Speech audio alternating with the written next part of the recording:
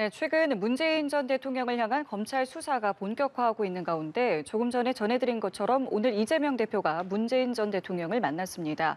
또 정치권이 여야 의정 협의체 구성에 나섰지만 넘어야 할 산이 만만치 않아 보이는데요. 오늘 관련해서 두 분과 함께 이야기 나눠보도록 하겠습니다. 최수영 제20대 대통령직 인수위 전문위원 김진욱 전 민주당 대변인 나오셨습니다. 두 분 안녕하십니까? 이재명 대표가 문재인 전 대통령을 오늘 만났습니다. 말씀드린 것처럼 최근에 이제 문재인 전 대통령을 향한 어떤 검찰의 수사가 좀 본격화되는 가운데 만난 상황이기 때문에 어떤 이야기들이 좀 나올지 관심이 모아졌는데 저희 취재 기자가 이야기하기를 이재명 대표는 검찰 수사가 정치 탄압이다라는 이야기를 했다고 하고요. 문 전 대통령은 당당하게, 강하게 임하겠다라는 입장을 밝혔다고 하는데 이 내용 좀 어떻게 들으셨습니까?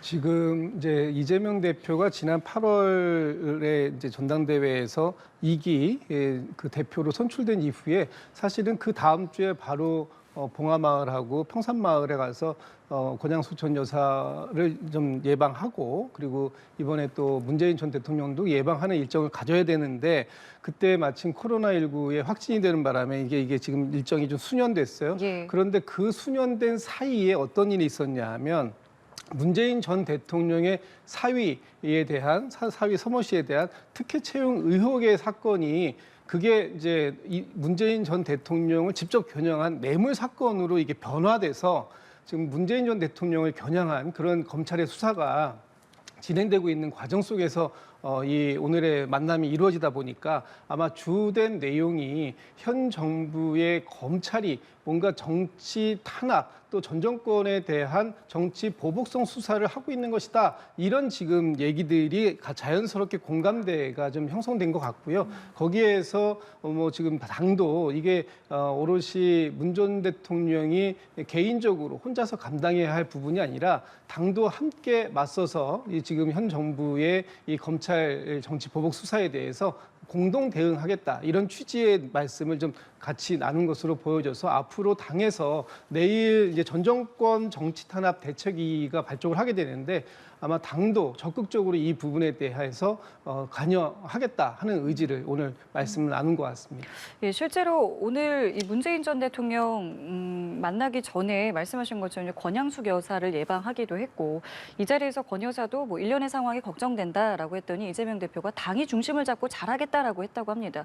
오늘 나온 여러 가지 이야기들, 메시지들 어떻게 좀 이해하고 계십니까? 이제는 그럼 민주당이 이제는 어떤 단일 대우를 가지고 검찰과 전선을 형성하겠다. 그러니까 검찰이라고 이제 적시를 하는 거는 사실은 현 정부를 겨냥하는 거죠. 이제 왜 그렇게 제가 보냐면은 사실 지난 5월에 그 김정숙 전 문재인 대통령의 부인이시죠. 김정숙 여사의 그 이른바 타지마할 사건이 불거졌을 때 그때 이제 3여사 특검하자 막 이런 얘기가 나왔잖아요. 김정숙 여사 특검하고 김건희 여사 특검하고 다 특검하자 이런 얘기가 나오니까 그때는 민주당이 강 건너 불구경하듯이 팔짱 끼고 봤어요. 그때는 친문에 있는 의원들만 조금 이제 방어 세력, 방어막을 쳤을 뿐이지 그때는 전혀 뭐 그 강 건너 불구경하듯 하던 그 민주당이 왜 이렇게 단일 대우를 형성했을까? 이유는 간단하죠. 곧 이제 한 달 후에 있을 이재명 대표의 이제 아마 1심 재판 결과가 선거법 위반과 이제 위증교사 혐의가 나오잖아요. 그러니까 이게 나올 때 문재인 전 대통령에 대한 지금 검찰 조사 진행되고 있는 거를 연결고리 삼아서 전체적인 어떤 민주당 전체의 단일 대우를 통한 방어막을 치겠다는 거죠. 그러면 이재명 대표에 대한 1심 판결도 여기에 묻힐 수 있기 때문에 그런 점에서 이제 말하자면은 노무현 전 대통령의 영부인 권양수 여사까지 이제 다시 한번 찾아뵈는 그런 모양새를 취하면서 전직 대통령들이 모두 이제 참전하는 이제 이런 말하자면 전선을 이제 구축한 거죠.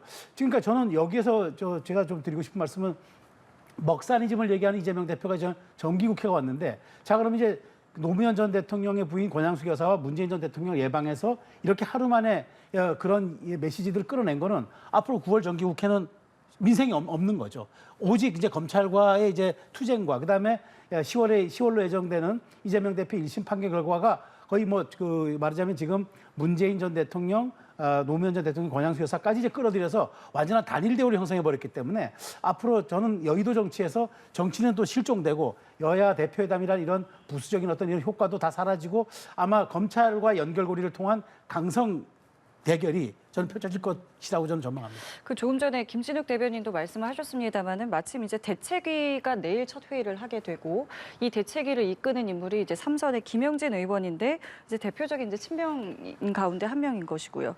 이 말씀하신 이 민주당의 단일 대우 움직임은 현재 보여지고 있는데 이것을 사법 리스크와 좀 연결을 지으셨고 민생이 실종되는 것을 좀 우려하시는 말씀을 하셨거든요. 이 부분에 대해서는 어떻게 생각하세요? 그래서 이제 사법 리스크하고 연결시키는 건 좀 과도한 해석이다라고 보여지고요. 그것은 그것대로 뭐 그게 지금 민주당에서 이런 어떤 대책 기구를 만들어서 얘기를 한다고 해서 이재명 대표에 대한 이 재판 또 재판에 대한 1심 선고 이런 부분들이 뭐 가려지겠습니까? 그래서 그 부분은 아닌 것 같고요. 지금 이 당에서는 이렇게 보는 겁니다. 이 윤석열 정부의 검찰이 가지고 있는 수사권과 기소권을 남용하고 있다. 그것을 통해서 전 정부뿐만 아니라 지금 이재명 대표도 그 칼날의 희생양이 되었다고 보는 것도 있지만 또 한편으로 보면 문 전 대통령까지도 이 검찰의 수사권과 기소권의 칼날을 피해갈 수 없도록 만들어 놓는 것이 현재의 윤석열 정부의 검찰이다. 이렇게 지금 보는 것 같고요. 참 아이러니한 것 같습니다. 지금 그 지난 2월 달에 이재명 대표가 평산마을에 가서 문 전 대통령을 방문했을 때 명문정당이다라고 했지만 사실은 총선 이 공천 과정에서 그 부분이 좀 많이 희석된 거 아니냐 이런 비판도 있었거든요. 그런데 이번에도 검찰의 수사권을 그 오남용하는 그런 부분들이 하나의 또 연결고리가 돼서 지금 이 당내에 있는 친명 또는 친문 이런 계파들이 하나의 단일 도를 형성할 수 있게 연결고리를 만들어주고 있다 하는 측면에서 보면 검찰이 나름의 역할을 하고 있는 것이다 이렇게 보여집니다. 예, 말씀 드릴게요. 저는 이제 제가 민주당의 대응이 왜 이렇게 정략적이냐고 보는 이유 중에 하나는 그동안 문재인 전 대통령을 둘러싼 여러 가지 의혹들이 많았어요. 이를테면은 울산시장 선거개입 의혹 사건, 그다음에 서해 공무원 피격 사건, 그리고 월성원전 1호기 폐기 사건 이런 사건들에 대해서 민주당이 당 차원의 대응을 안 했어요. 그런데 왜 어찌 보면 문재인 전 대통령의 사위 전 서모 씨에 대한 이 얘기는 뇌물죄로 지금 약간 지금 가닥을 잡아가고 있기 때문에 일종의 문 전 대통령 가족의 개인 비리로 볼 수 있는데 이 개인 비리 문제에 대해서 굉장히 이렇게 세게 나온단 말이죠. 그러니까 아무리 제가 이제 물론 김 전 대변인께서는 이게 너무 이제 이재명 대표의 사법 리스크와 이제 연결짓는 건 과도하다고 하는데 생각해 보십시오. 이런 어떤 민주당 지지층 전체가 모여서 검찰에 대한 그 불신이 부글부글한 상황에서 1심 판결이 나면 어떻게 되겠습니까? 이것 또한 믿을 수 없고 이것 또한 정치 공작이고 이것 또한 현 정권의 탄압이다라고 물타기하기 아주 좋은 이슈가 되고 지금 시기적으로도 그렇게 지금 분위기가 흘러가고 있는 거죠. 그렇기 때문에 저는 민주당이 여기에 대해서 이렇게 왜 과도하게 이렇게 또 당력을 집중하느냐. 그러니까 저는 합리적인 의심을 하는 거죠. 그 전에 있었던 수많은 민주당과 연결된 사건들에 대해서는 입을 다물고 있다가 왜 문 전 대통령의 개인 비리 이 부분에 대해서는 이렇게 단일 대우를 형성하느냐. 이거는 저는 속내가 따로 있다고 보고 이걸 기점으로 어쨌든 윤석열 정부에 대한 검찰 정권의 어떤 성향을 더 부각시킴으로써 이걸 이끌고 지금 최근에 왜 탄핵이라든가 개헌 문제에 대해서 민주당이 사실 역풍을 맞았잖아요. 그렇기 때문에 이런 일들로 해서 망상 정치에 대한 비난을 좀 돌파해보고자 하는 그런 의도도 담겨 있다라고 저는 분석을 하는 겁니다. 알겠습니다. 주제를 좀 바꿔볼게요. 의료개혁 논의를 위한 여야 의정협의체에 대한 목소리가 정치권에서 나오고 있습니다. 다만 각각의 간극이 상당히 좀 큰 상황이고 특히 무엇보다 이제 관건은 의료계가 어느 정도 이제 협의체에 참여를 하게 될지 여부인데 지금 보이고 있는 쟁점은 무엇이냐면 정부는 25년은 불가하다. 25년에 대한 어떤 정원을 이제 바꾸는 것은 불가하다라는 부분이고 의료계에서는 대통령이 사과해야 된다. 그리고 25년도 백지화하자라는 부분입니다. 상당히 간극이 커 보이는데요. 현 상황 좀 어떻게 보십니까? 이 간극을 해결할 수 있는 건 역시 정부, 특히 윤석열 대통령밖에 없어 보입니다. 지금 의료계가 일단 여야 의정 이 협의체에 일단 무조건 참석하라라고만 강요할 수 있는 것인가? 의료계에서의 목소리가 통합이 안 되고 있는 부분도 있습니다만 의료계가 지금 요구하는 것은 25학년도, 그러니까 올해의 수능 입시에서부터 지금 1,509명으로 확정되어 있는 의대 증원 부분에 대해서도 원점에서 재검토하는 것이 필요하다 이렇게 얘기를 하고 있기 때문에 그것은 또 지금 그 여당의 한동훈 대표가 얘기하고 있는 것 같은 한 대표 같은 경우에는 25학년도 건 건들지 말고 26학년도부터 유예하자라는 것이고요. 정부는 그 어느 것도 유예할 수 없다라는 쪽에서 또 유예할 수 있다라는 식으로 계속 말이 왔다 갔다 하다 보니까 이것이 과연 합의점을 이뤄낼 수 있을까 하는 부분에 있어서는 좀 걱정이 크고요. 지금 상태는 어쨌든 정부가 의료계를 끌어안고 의료계를 설득해 나가는 그런 주도적인 역할을 해야 되는 입장이라는 부분들을 명심해야 될 것 같고, 이 과정 속에서 필요하면 대통령 사과할 수 있는 거 아닙니까? 현재의 이런 의료 공백이 발생하게 된 부분들에 대해서 어쨌든 책임 있는 당국자라고 한다면 윤석열 대통령이시고요. 거기에 지금 이 복지부 장관이나 차관의 어떤 발언들이 기름을 계속 붓고 있는 이런 과정들 속에서 의료계만 탓할 수 있는 부분이냐 하는 부분을 놓고 보면 또 그건 아니지 않느냐라는 판단이 좀 듭니다. 의료계 요구에 대해서 개인적으로 어떻게 좀 생각하십니까? 저는 무리하다고 봐요. 그러니까 정부가 어쨌든 지금 올해는 어렵다. 왜냐하면 올해가 사실 어려운 거 맞잖아요. 지금 대학 입시 5강이 다 끝나고 이미 수험생들이 시험 준비를 해서 다다음 달이면 시험을 보는데 이걸 백지화하라면은 아니 대한민국이 이거는 정말 그 극도의 혼란의 도가니로 빠져드는 것 아닙니까? 근데 이런 무리한 요구는 하지 말고 정부도 그래서 얘기를 하잖아요. 2026년도는 우리가 제로 베이스에서 출발할 수 있다라는 얘기를 하는 것 아닙니까? 자, 그렇다면 의협은 그러니까 영명 증원을 내년에 갖고 오면 돼요. 그리고 저는 그 정부는 그 영명 증원을 받고 우리가 어떻게 할 건지 협상안을 내면 됩니다. 그런데 대통령 사과하라. 그다음에 무조건 이 올해부터 다 백지화를 해라. 그다음에 세 번째 장차관 경질해라. 이거는 항복하라는 얘기잖아요. 두 손 들고 나오라는 얘기잖아요. 이게 전쟁입니까? 정부가 그동안 좀 약간 무리하게 밀어붙였고 여러 가지 국민들의 우려가 있는 걸 알기 때문에 이번 추석을 앞두고 과감하게 정부가 내년도 우리 의대 정원은 제로베이스에서 출발하겠다고 하고 여긴 지금 야당도 참여하잖아요. 그래서 저 여야정 협의체처럼 이게 출범을 하는데 의사들이 이렇게 팔짱 끼고 있으면 됩니까? 자, 지금 응급실 뺑뺑이 걱정하죠. 이게 끝나면 그다음 어디로 갈 것 같습니까? 중환자실 이제 위기로 갑니다. 의사들이 그러면 중환자의 목숨까지 담보로 잡아야 되겠습니까?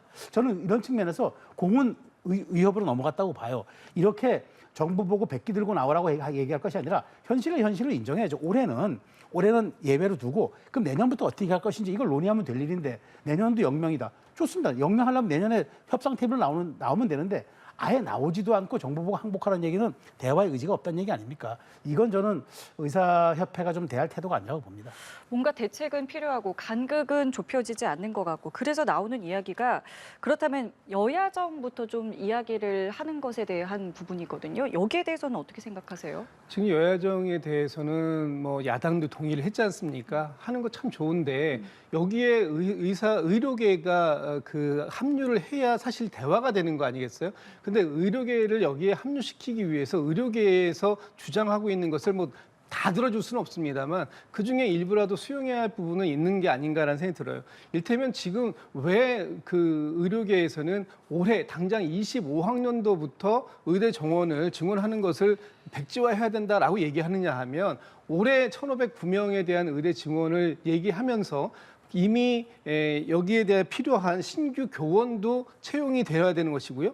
또 이들을 교육해야 되는 교육 시설에 대한 투자도 이미 들어가고 있다. 그렇다면 이 부분들이 과연 내년도 26학년도를 백지화시키고 영명으로 만들었을 때 과연 그 신규 채용된 사람들을 그러면 다 정리해고 할 거냐? 아니면 신규로 이 의대 증원을 맞춰서 해놓은 시설 투자에 대해서도 그럼 어떻게 할 거냐 이런 문제들이 발생할 수 있기 때문에 올해부터 당장 논의를 새롭게 해야 된다 하는 부분에 대해서 정부가 무조건 안 된다라고만 얘기할 게 아니라 어느 정도의 대안을 제시할 수 있어야 되는데 사실 그 부분은 굉장히 어려운 부분이다. 그렇기 때문에 일단 의료계에도 참여하는 여야의정 협의체가 만들어지면 좋겠습니다만 그것을 만들어지기에는 사실 지금 간극이 너무 커서 어디에서부터 손을 대야 할지 그 부분에 대해서도 지금 논의가 좀 한창 더 진행돼야 될 부분이 있을 것 같습니다. 그러니까요. 이게 여야 의정이 안 되면 여야정부터 하는 게 어떠냐 이런 의견도 있고 지금 또 여당에서는 추석 전에 좀 했으면 좋겠다라는 생각인데 추석이 지금 일주일도 남지 그렇죠. 않았거든요. 어디서부터 좀 풀어가야 되겠습니까? 그러니까 저는 이거는 명백합니다. 사실 이 의료 증원 논의가 시작된 이래로 의협이 가져온 안은 하나도 없었어요. 지난 1년 8개월 동안 의협이 낸 안은 무조건 영명, 그다음에 그 무조건 이제 그 대화 복귀하려면 장차원 경질 뭐 이런 강경 얘기만 하지 않았습니까? 근데 지금 어쨌든 정부가 이번에 양보했잖아요. 지난번 총선을 앞두고 대통령이 그렇게 원칙을 고수하는 바람에 여당으로서 굉장히 부담 가는 총선 패배를 당했는데 그럴 때도 그때 원칙을 고수하던 그 정부 여당이 어쨌든 이제 내렸잖아요. 이제는 사실 입장을 변화해서 국민 불안이 가속되니까 자 그러면 우리도 입장을 바꿀 테니까 내년 안을 한번 내보라. 그러면 아니 테이블에 와서 안을 내야 될 거 아닙니까? 저는 제가 좀 전에 말씀드린 것처럼 영명의 안을 내도 좋습니다. 근데 그걸 협상 테이블에 와서 영명의 안을 내면은 그쪽을 받을 텐데 이거는 협상 테이블에 오지도 않으면서 무조건 백기 항복을 요구한다면 그거는 협상을 대하는 태도가 아니지 않습니까? 그래서 지금 의사들이 어떻습니까? 자 졸업하고 임용될 때 다 히포크라테스 선서하지 않습니까? 세상 그 어느 것보다도 인명이 소중하고 생명이 귀하다고 다 그렇게 해서 의사가 되신 분들인데 왜 지금 응급실 뺑뺑이 비판하면서 여기엔 참여하지 못하는 겁니까? 그러니까 저는 이게 앞뒤가 안 맞고 정부가 일단 전향적인 자세를 냈으면은 그다음에 야당도 참여하겠다 했으면은 이걸 국민 여론으로 받아들여야지 의협의 입장만 계속 얘기하는 건 이건 정말 저는 온당하지 않다고 봅니다. 알겠습니다. 자, 그리고 국회는 내일부터 대정부 질문을 실시합니다. 지금 저희가 이야기한 뭐 의정 갈등을 비롯해서 뭐 여러 쟁점 현안들이 상당히 많습니다. 뭐 어떤 부분을 좀 주목하고 계시는지요? 내일부터 이제 4일 동안 대정부 질문이 이루어지게 되는데요. 뭐 정치, 뭐 외교, 안보, 사회, 뭐 통망라하고 되는데 가장 지금 중요한 부분은 방금 전에도 말씀을 나눴던 이 의정 갈등 부분이 아닌가 싶습니다. 왜냐하면 지금 응급실 뺑뺑이가 이제는 사실 이제 사람들이 응급실에 가기 전에 사망에 이르는 경우까지 지금 사건이 이제 왕왕 발생하고 있는 이런 상황들이 사실 이제 추석을 앞두고 있는 시점에서 이 국민들의 불안감이 더 커지고 있는 시점이라서 아마 이 부분을 제일 먼저 좀 지적을 해야 될 것 같은데 이 부분에 대한 해결 방안, 이 부분에 대해서도 정부가 어떤 특단의 조치를 가지고 있지 않는 한 해결이 잘 될 것 같지 않고요. 특히 이제 내일 정치 분야가 있습니다만 이원석 총장이 15일 퇴임을 앞두고 있습니다.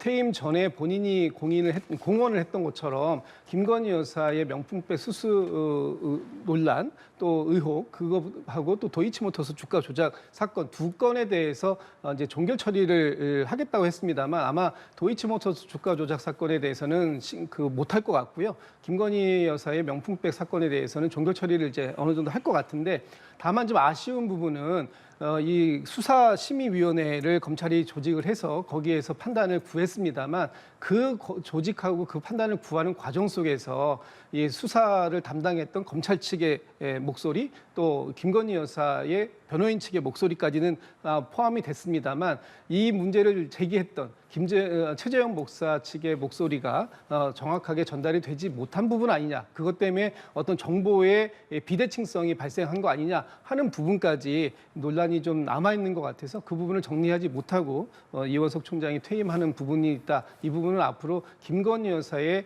특검으로 발의될 가능성이 높아졌다는 측면에서 좀 아쉽게 생각합니다. 예, 의견 듣겠습니다. 네, 저는 이제 그 김건희 여사 명품 가마 의혹은 이제 수사심의까지 했잖아요. 6개 항목에 대해서 300명 가운데 무작위로 뽑은 15명이 다 전문성 있는 분들입니다. 그분들이 이거는 불기소해야 된다고 얘기를 했습니다. 입법 사항이 미비됐기 때문에 그건 국회가 또 민주당이 앞장서서 입법하면 됩니다. 이 부분을 가지고 저는 발목을 잡아서는 안 된다고 보고요. 또 하나, 문 전 대통령 수사는 이건 검찰이 입증할 사안입니다. 뇌물죄로 하든 제3자 뇌물 혐의로 하든 저는 검찰이 무리하게 기소하거나 무리하게 증거도 확립되지 않은 상태에서 밀어붙인다면 저는 국민적 역풍이 불 걸로 봐요. 그러니까 이런 걸로 저는 정기국회 발목을 잡으면 안 된다고 말씀드립니다. 그러니까 이미 이런 문제들은 클리어된 거고 여기에 대해서 부족하다 그러면 법사위 차원이나 이런 상임위에서만 조금 논의하면 될 문제지 이걸 대정부 질의까지 끌어간다거나 그다음에 그런 것들로 인해서 대정부 질의가 파행되거나 혹은 전혀 이런 걸로 인해서 좀 민생이라든가 이런 우리가 조금 해야 할 이런 공통분모들에 대해서 아무것도 언급하지 못한 채 여기에만 매몰된다면 민주당이 비판을 받을 겁니다. 그러니까 저는 말 그대로 여야 대표회담을 통해서 공통의 의제에 대해서는 이제 말하자면 서로가 입법하고 그다음에 대책기구로 가기로 했잖아요. 그러면 그렇게 가면 되고 지금 급한 이야기들 뭐 AI라든가 이런 우리가 처한 이런 문제들에 대해서 양쪽 모두 좀 대안을 내야지. 정말 이런 문 전 대통령의 수사 혹은 뭐 김건희 여사 특검 이 얘기 가지고 대정부 질의까지 밤을 새우고 그걸로 공방하고 또 퇴장하고 안 듣고 이런 걸 반복한다 그러면 저는 민주당이 야당의 자격도 없고 여당은 어쨌든 대안을 제시하는 그런 좀 말하자면 대정부 질의가 돼야지 자꾸 공방만 반복하는 이거 이번 대정부질에서 좀 사라졌으면 하는 마지막 제가 바람을 드리겠습니다. 알겠습니다. 두 분 말씀 오늘 여기까지 함께하겠습니다. 지금까지 최수영 제20대 대통령직 인수위 전문위원 김진욱 전 민주당 대변인과 함께했습니다. 두 분 감사합니다.